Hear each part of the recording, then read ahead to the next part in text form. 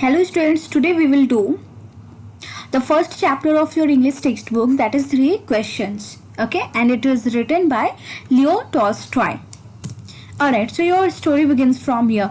The thought came to a certain king that he would never fail if he knew 3 things. Okay, so एक kingdom में एक राजा है. Okay, और उन्हें ऐसा लगता है कि अगर उन्हें 3 चीज मालूम हो जाए, 3 क्वेश्चन उन्हें मालूम हो जाए तो उनका किंगडम और वो एज अ किंग कभी वो फेल नहीं होंगे अपनी लाइफ में.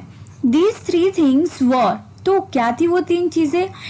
What is the right time to begin something, ऐसा मतलब कौन सा राइट टाइम है जब कोई भी चीज की शुरुआत की जाए. The second question, which people should he listen to, मतलब किन लोगों को सुना जाए. ओके क्योंकि ऑब्वियस सी बात है, बहुत सारे लोग होते हैं हमारे आसपास जो हमें बहुत सारे क्या देते हैं, सजेशन देते हैं, तो किन्हें सुना जाए. What is the most important thing for him to do, और एज अ किंग उनके लिए मोस्ट इम्पॉर्टेंट चीज क्या है जो उन्हें करना चाहिए. So these were the 3 questions. Now the king therefore sent messengers throughout his kingdom, promising a large sum of money to anyone who would answer these 3 questions. तो किंग ने क्या किया, अपने मैसेंजर्स को जो है, अपने दूत को, जो उनके हेल्पर्स होते हैं, उन्हें जो है अपने किंगडम में हर जगह जो है भेज दिया और उन्हें मतलब एज प्रॉमिस किया कि जो भी इस क्वेश्चन का आंसर उन्हें देगा, ओके तो उन्हें वो बहुत सारा मनी देंगे. So what are the 3 things? The first one, what is the right time to begin something? Second one, which people should he listen to? And the third one, what is the most important thing for him to do? Okay, this is very very important. ये आपके MCQ में भी आ सकते हैं, आपके exam में भी आ सकते हैं. Okay, many wise men came to the king. बहुत सारे जो wise men थे वो राजा के पास आए, but they all answered his questions differently. और उन सब ने बहुत ही अलग अलग तरीके से उनके आंसर्स दिए. In reply to the first question, तो फर्स्ट क्वेश्चन के रिप्लाई में, फर्स्ट क्वेश्चन जो पूछा गया था उसके रिप्लाई में किसी ने कहा, king must prepare a timetable. कि जब क्वेश्चन क्या था कि व्हाट इज द मतलब कब स्टार्ट करना चाहिए, कोई भी टाइम, कोई भी चीज कब स्टार्ट करनी चाहिए, राइट. तो उनके रिप्लाई में किंग को क्या वाइज मैन ने आंसर किया कि किंग को एक टाइम टेबल बना लेना चाहिए, ओके और उसमें उनके जो भी काम है वो लिख लेने चाहिए, and then follow it strictly, और उन्हें फॉलो करना चाहिए. Only in this way they said could he do everything at its a proper time, और इसी तरह जो है किंग अपने प्रॉपर टाइम पे सब कुछ कर पाएंगे. ओके तो सम सेड, और किसी ने कहा it was impossible to decide in advance the right time for doing something.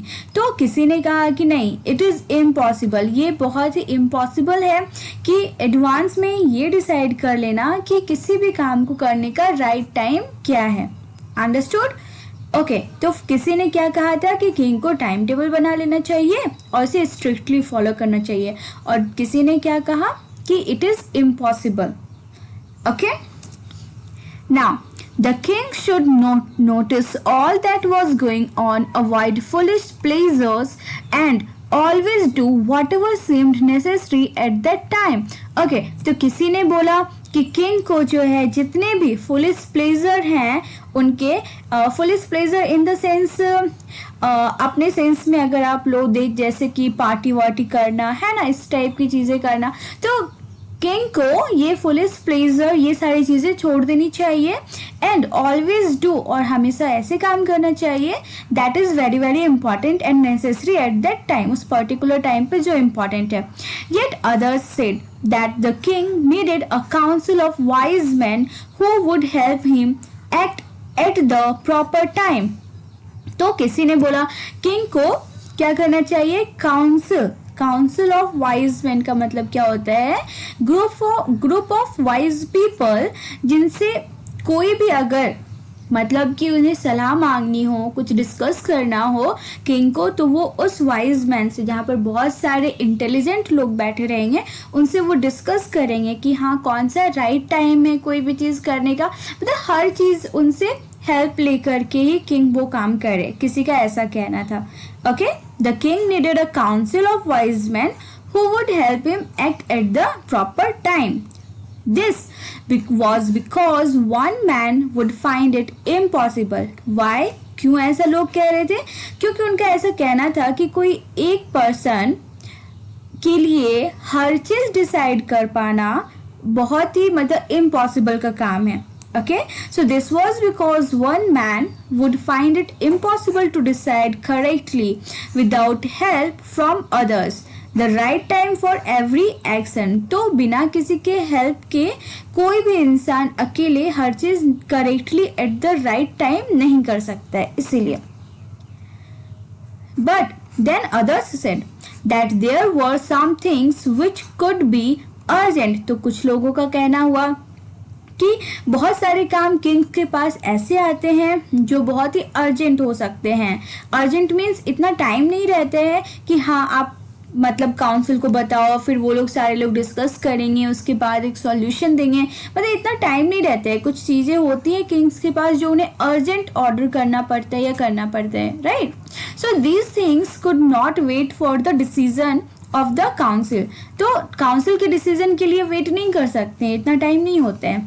In order to decide the right time for doing something, it is necessary to look into the future. तो उनका कहना था कि इतना तो time नहीं होता है, तो बेटर ये ज़रूरी है कि हम फ्यूचर में ही मालूम कर ले कि फ्यूचर में क्या होने वाला है. And only magician could do that. तो इनका कहना था कि आप क्या करो, मैजिशियन को रख लो, सिर्फ मैजिशियन ही बता सकते हैं कि हाँ मतलब फ्यूचर में ये होने वाला है, तो पहले से ही क्या हो जाओ, मतलब अलर्ट हो जाओ और उसके लिए डिसीजन ले लो.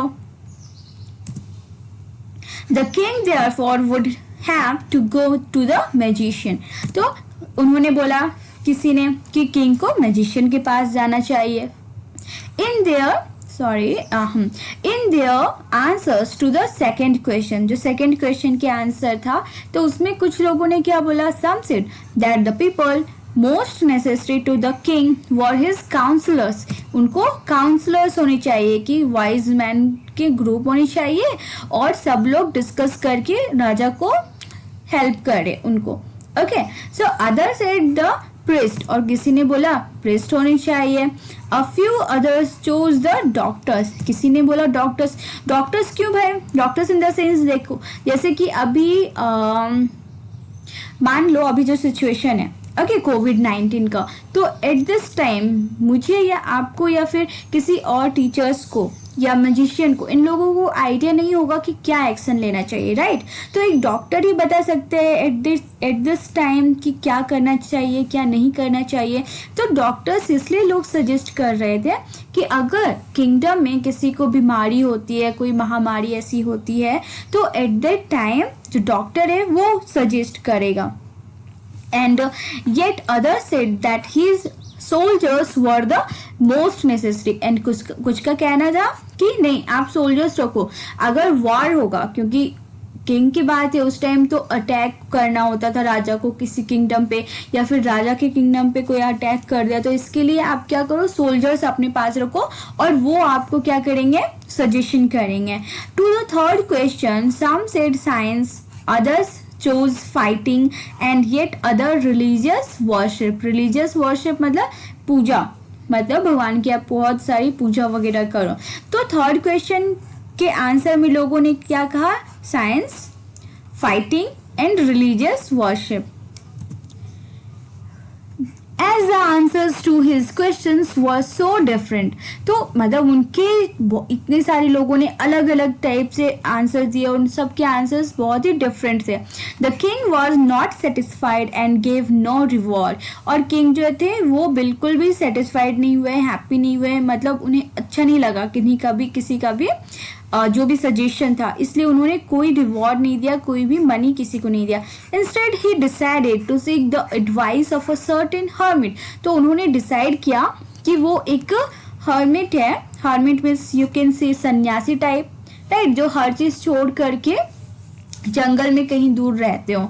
तो उन्होंने सोचा मैं उस हर्मिट से जाकर ही जो एडवाइस लूंगा, who was widely known for his wisdom। Okay, तो ये बहुत ही जाने माने हर्मिट थे जो अपने विजडम, अपनी बुद्धि, अपने इंटेलिजेंसी के कारण जाने जाते थे। The hermit lived in a wood, wood means जंगल, वो जंगल में रहते थे, which he never left, और वो वहाँ मतलब हमेशा उधर ही रहते थे।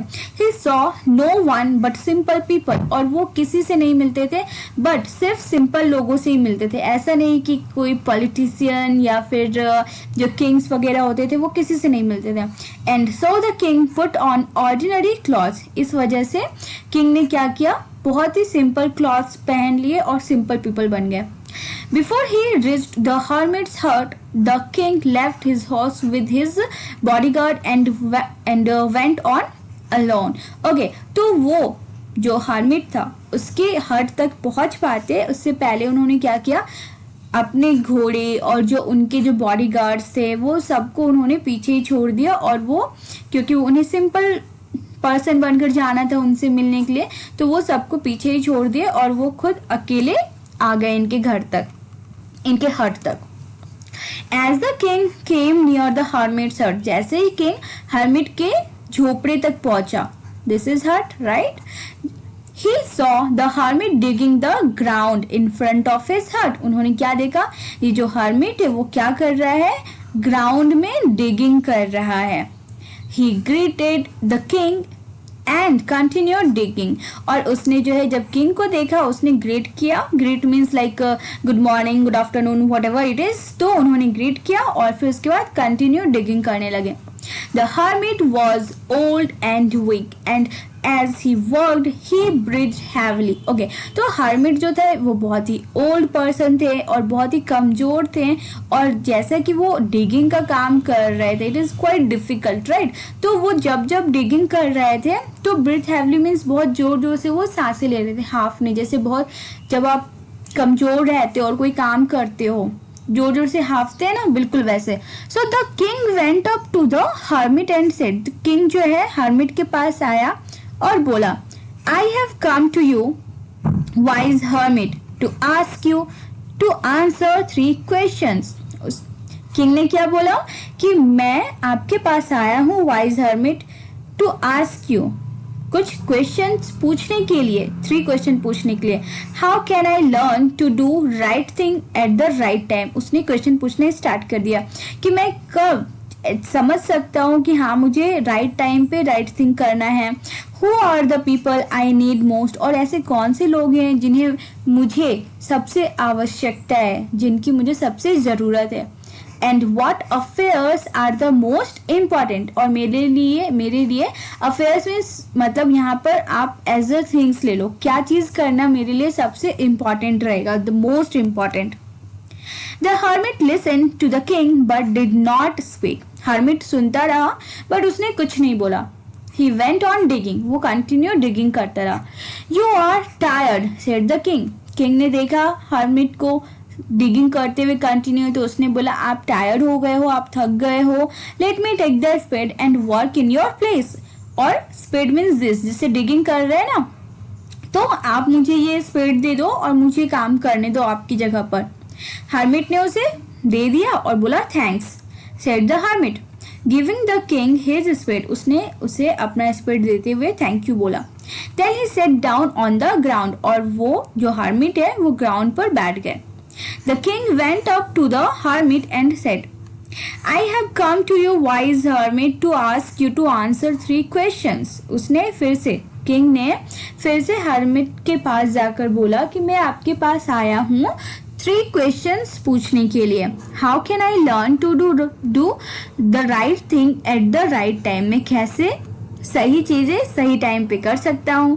Who are the people I need most, और कौन से ऐसे लोग हैं जो मुझे बहुत ही इम्पोर्टेंट है। And what affairs are the most important, और मेरे लिए क्या करना सबसे इम्पॉर्टेंट है। When the king had dug 2 beds, he stopped and repeated his questions. तो beds means लाइक वो डिगिंग कर रहे थे ना, तो ऐसे ऐसे दो जगह उन्होंने डिगिंग कर लिया। तो फिर उसके बाद किंग स्टॉप हो गए और फिर उन्होंने अपना क्वेश्चन फिर से रिपीट किया।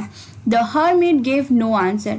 उसके बाद भी हर्मिट अभी भी उनको कोई आंसर नहीं दिया, बट स्टूड अप, मतलब वो खड़े ही रहे और उन्होंने कुछ नहीं किया। Stretching out his hand for the speed, और अपनी हाथ को वो स्ट्रेच करते हुए, मतलब स्पीड लेने की कोशिश करते हुए अपने हाथ को बढ़ाया और बोला, now you rest and let me work. आप आराम करो और मुझे काम करने दो। But the king did not give him the spade and continue to dig. But king जो है वो थोड़ा शायद में भी गुस्सा हो गया हो, इरिटेट हो गया हो कि मैं बार बार क्वेश्चन पूछ रहा हूँ और हर्मिट रिप्लाई नहीं कर रहा है, तो उसने स्पीड नहीं दिया और वो कंटिन्यू डिगिंग करते रहे। 1 hour passed, 1 घंटे बीत गए। देन अनदर, दूसरे घंटे भी बीत गए। The sun went down behind the trees, मतलब सन जो है अब जो है वो ट्रीज के पीछे सन क्या होने लगा, सेट डाउन होने लगा। सनसेट मीन्स इवनिंग, तो मतलब इवनिंग टाइम होने को चला, सन भी क्या हो रहा है, सन सेट होने को चला, right.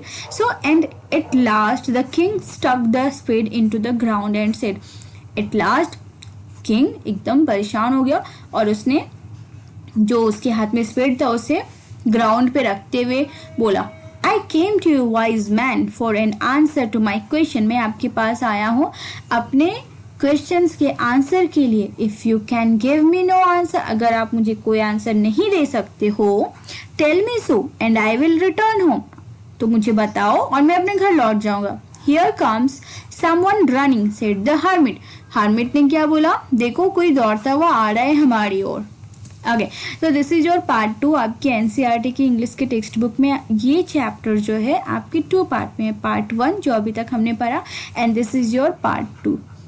Okay, so the king turned around and saw a bearded man running towards them. King जो है जब वो मतलब पीछे मुड़कर देखा तो उसने क्या देखा, एक बियर्डेड मैन, दाढ़ी वाला आदमी दौड़ता हुआ आ रहा है उनकी ओर। His hands were pressed against his stomach, और इसकी जो हाथ है वो स्टमक मतलब पेट को दबाए हुए, प्रेस किए हुए हैं। कहाँ पर, from which blood was flowing, यहाँ पर से ब्लड निकल रहा था, वहाँ पर वो अपने हाथ से पेट को दबाए हुए था। When he reached the king, he fainted and fell to the ground. जब तक वो राजा तक पहुंचा वो fainted means बेहोश होकर जमीन पर गिर पड़ा। The king and the hermit removed the man's clothing. जो राजा थे और hermit उन लोगों ने इस मैन का क्लॉथ्स वगैरह जब हटाया तो उन्होंने क्या पाया, found a large wound in his stomach. उनके पेट पे एक लार्ज वुंड बना हुआ था। Okay, the king washed and covered it with his handkerchief. King जो है उसके जख्म को, उसके वुंड को वॉश किए और कवर किए अपने हैंकी से, अपने रुमाल से। But the blood would not stop flowing, लेकिन ब्लड तो रुक ही नहीं रहा था। The king redressed the wound until at last the bleeding stopped. King जो है तब तक, ड्रेसिंग मीन्स क्या होता है, जब आपको कहीं पर जख्म लगता है और आप वहाँ पर पट्टी, वाइट पट्टी जो होती है, मरहम पट्टी करते हैं डॉक्टर के पास जाकर, राइट, तो वो बार बार करना यूज। ओके, तो वो ओल्ड वाला हटाना, फिर दोबारा लगाना, फिर हटाना, फिर लगाना, राइट, क्योंकि ब्लड तो बहुत निकल रहा था तो वो ब्लड से बार बार खराब हो जा रहा होगा हैंकरचिफ। तो वो जो किंग थे, ओके, तो रीड्रेस, तो ये जो जब आप जख्म पे, ठीक है, कपड़े से बांधते हो तो this process is called dressing, ठीक है। तो रीड्रेस मतलब बार बार वहाँ पर हैंकरचिफ यूज कर रहे थे वुंड की जो ब्लड होता है उसे स्टॉप करने के लिए, और वो तब तक करते रहे जब तक ब्लड स्टॉप नहीं हो गया। The man felt better and asked for something to drink. अब जो है वो आदमी थोड़ा बेटर फील किया और वो जो है अब पीने के लिए कुछ मांगा। The king brought fresh water and gave it him, और किंग जो है फ्रेश वाटर लाया और उन्हें पीने को दिया। By this time the sun had set and the air was cool. अब जो है सन सेट हो चुकी थी और बहुत ही ठंडी हवा चल रही थी। The king with the hermit's help carried the wounded man into the hut and laid him on the bed. जो मतलब हर्मिट थे और किंग दोनों मिल करके इस आदमी को हट तक मतलब अंदर ले आए. ओके, एंड उनको बेड पर लेटा दिया. The man closed his eyes and ले क्वाइट, और वो आदमी अपनी आंखें बंद करके जो है बेड पर शांति से लेट गया. The king tired by his walk and the work he had done lay down on the floor and slept through the night. ये जो किंग थे वो भी अब जो है वो थक गए थे एकदम, बहुत ज़्यादा काम करके और वॉक करके, तो अब वो भी अपनी थकावट से फ्लोर पर ही नीचे सो गए पूरी रात.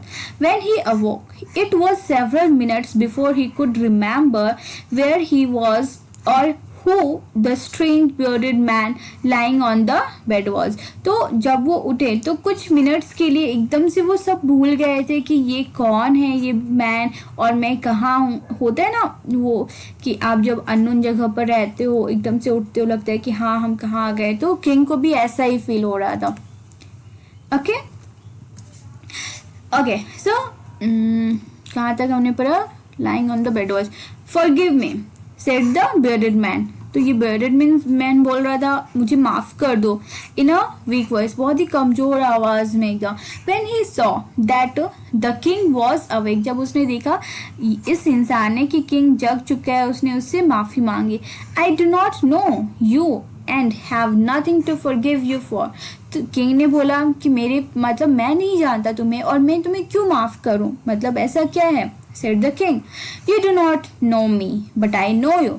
इसने कहा आप मुझे नहीं जानते हो बट मैं आपको जानता हूँ. I am that enemy of yours who saw revenge on you. मैं आपका दुश्मन हूँ जिसने कसम खाई थी कि आपसे बदला लेकर रहूंगा. Because you put my brother to death and seized my properties. क्योंकि आपने मेरे भाई को जो है फांसी की सजा दे दी थी और मेरी जितनी भी प्रॉपर्टीज थी वो सब मतलब ले लिया था. I knew you had gone alone to see that hermit. मुझे मालूम हुआ था कि आप हर्मिट से मिलने अकेले जा रहे हो. And I made up my mind to kill you on your way home. और मैंने सोच लिया था कि जब आप मतलब घर की ओर लौटोगे, ठीक है, क्योंकि वो तो अकेले थे, तो मैं उस वक्त आपको मार डालूंगा. But the day passed and you did not return. लेकिन पूरा दिन बीत गया और आप नहीं लौटे. So I left my hiding place. तो जो मैं जहाँ पर छिपा हुआ था तो मैं वहाँ पर से अब हट गया. And I came upon your bodyguard. लेकिन मेरे बॉडीगार्ड ने मुझे पहचान लिया.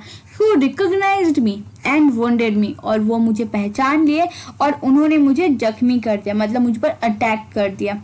I escaped from him, but I should have died if you had not dressed my wounds. लेकिन और मैं वहाँ से भागा और मैं मर जाता अगर आपने मेरे घाव पर ड्रेसिंग नहीं किया होता. I wished to kill you. मैंने चाहा था आपको मारने के लिए. And you have saved my life. but आपने मुझे बचाया.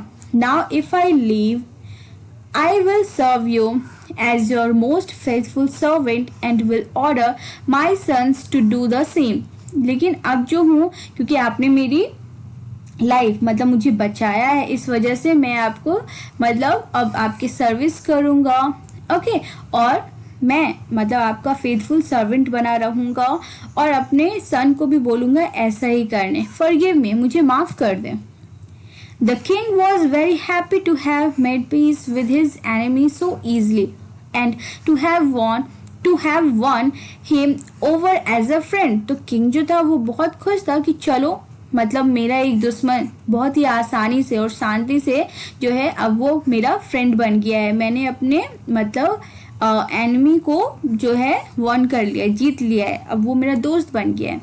He not only forgave him but said he would send his servants and his own doctor to look after him. तो अब जो है किंग ने उसे माफ भी नहीं किया बल्कि अपने सर्वेंट्स और डॉक्टर्स भी भेजे इसके पास, ओके, उसकी देखभाल करने के लिए. And he promised to give back the man his properties. और किंग ने प्रॉमिस भी किया कि इस इंसान के जो भी प्रॉपर्टीज उसने लिया है वो उसे वापस कर देंगे.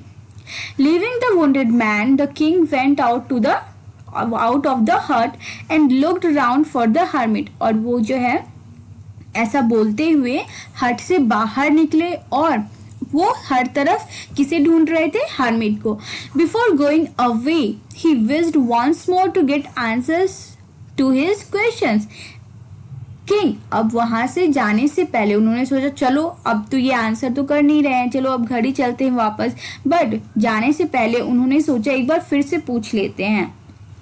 The hermit was on his knees sowing seeds in the beds that had been dug the day before. Hermit क्या कर रहा था? उन्होंने क्या देखा? हर्मिट अपने नीज पर था, अपने घुटने पर बैठा हुआ, और वो क्या कर रहे थे? सीड्स जो है वो जो डिगिंग जहाँ पर किए थे, राइट, तो वहां पर वो सीड्स सो कर रहा था. Okay, dug the day before, जो उन्होंने प्रीवियस डे डिगिंग किया था उस जगह पर. The king went to the hermit and said. King जो है हर्मिट के पास आया और बोला, for the last time I beg you to answer my question wise man. मैं लास्ट टाइम आपसे पूछ रहा हूँ, मेरे क्वेश्चन का आंसर दीजिए.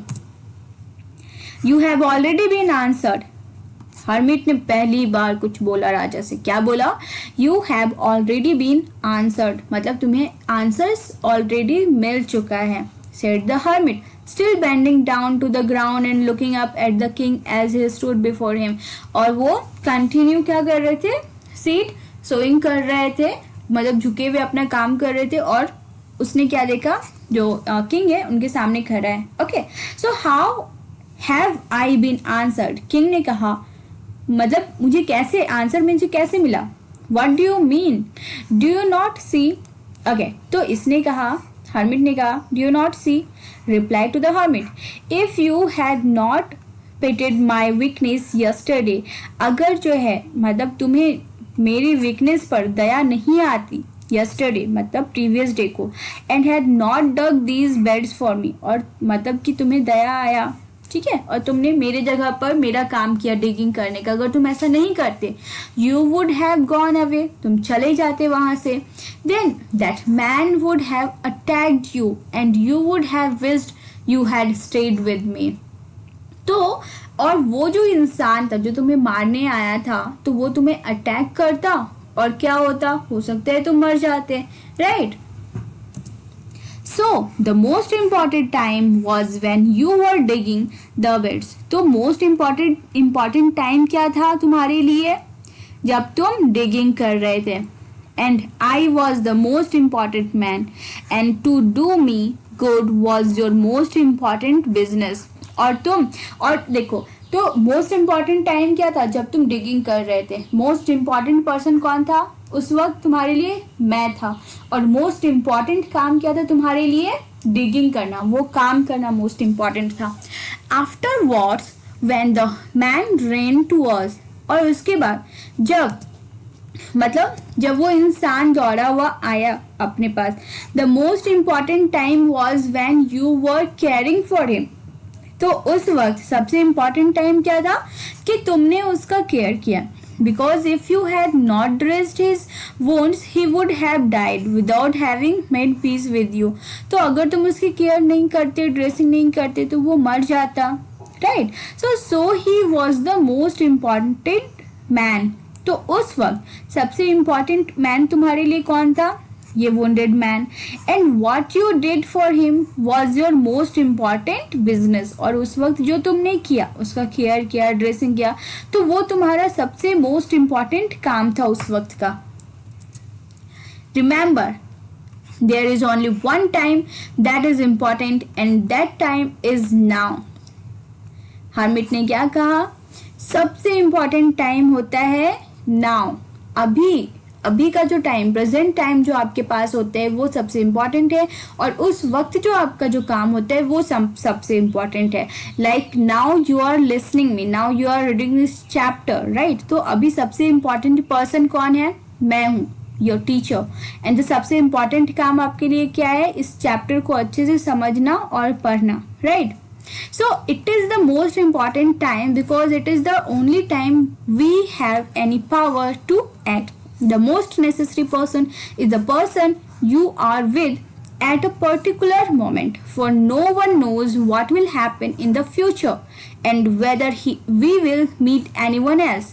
तो फ्यूचर का किसी को मालूम नहीं होता है कि कल को क्या होना है, तो इसीलिए आपके लिए मोस्ट इम्पॉर्टेंट पर्सन वो है जो अभी आपके साथ है, और मोस्ट इम्पॉर्टेंट टाइम वो है जो अभी आपके पास है, मतलब प्रेजेंट टाइम, राइट। हमें मालूम नहीं होता है फ्यूचर में आप किससे मिलोगे नहीं मिलोगे, इसलिए बेटर जिसके साथ हो, ओके, तो वो ही आपके लिए सबसे मोस्ट इम्पॉर्टेंट पर्सन है। The most important business is to do that a person good because we were sent into this world for that purpose alone। और मोस्ट इम्पॉर्टेंट काम क्या है कि आप एज अ गुड पर्सन रहो, okay, हमेशा अच्छे काम करो, किसी को हर्ट मत करो, और जो भी इम्पॉर्टेंट काम है वो हमेशा करो। क्यों? क्योंकि हम जो धरती पर आए हैं, इस वर्ल्ड पे आए हैं, बस यही पर्पस हमारा है, बस सिंगल पर्पस कि आप एक अच्छे इंसान बनो, okay. Alright, so the end, this was your story. Hope so you understood. Now you have to solve some MCQ questions.